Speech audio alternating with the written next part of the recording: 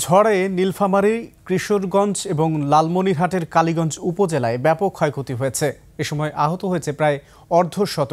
সকালে কিশোরগঞ্জ উপজেলার গাড়াগ্রাম ইউনিয়নের কয়েকটি গ্রামে হঠাৎ কয়েক মিনিটের তীব্র ঝড়ে ভেঙে যায় আধা পাকা ঘরবাড়ি, উড়ে যায় ঘরের চাল, ভেঙে পড়ে বিদ্যুতের খুঁটি ও গাছপালা। স্থানীয়রা জানান, পশ্চিম দলিরাম, বানিয়াপাড়া ও ডিসির মোড় এলাকায় হঠাৎ প্রবল ঝড় বয়ে যায়। ধান, কলা, পেঁয়াজ, রসুন সহ বিভিন্ন শস্যক্ষেত্র নষ্ট হয়ে গেছে। এছাড়াও বিদ্যুতের খুঁটি ভেঙে পড়ায় ওইসব এলাকায় বিদ্যুৎ সংযোগ বিচ্ছিন্ন রয়েছে। আহত হয়েছেন অন্তত ২৫ জন মানুষ।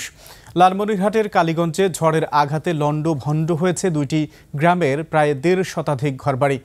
সকালে ভোটমারি ইউনিয়নের শ্রুতিধর ও চর নোহালিতে ঝড় শুরু হয়। এ সময় ১৫ জন আহত হয়। প্রায় ১.৫ শতাধিক টিনশেড, আধা পাকা ও কাঁচা ঘরবাড়ি লণ্ডভণ্ড হয়ে যায়। এছাড়া সড়কের দুই পাশের বড় বড় গাছ উপড়ে বসতবাড়ি ও সড়কে উপড়ে পড়ে। ঘর বাড়ি মানে কোনো কিছু দেখে দলান বন্ধ ভাঙি, গরু বন্ধ মরছে, মনে নাই দেখেন না, খাওয়া দাওয়ার কোনো ইয়ে নেই, যত খানদান সব নষ্ট।